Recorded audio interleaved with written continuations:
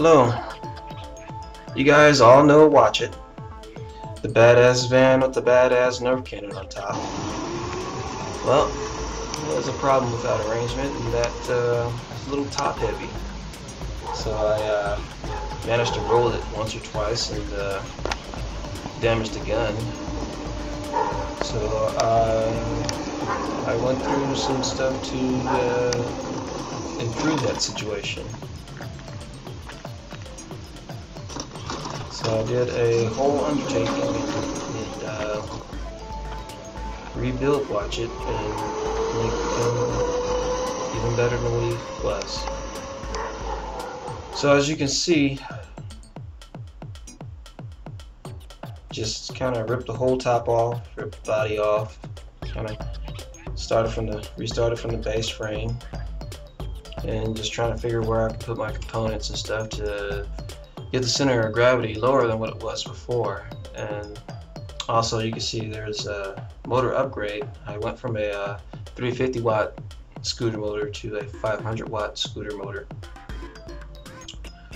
I used EMT piping to do the body simply because, for one, it's lighter, two, it's cheaper, and it's still very rigid if you put it in the right arrangement. So I did some changes on electronics. I did some changes with the steering, ended up with rack and pinion steering.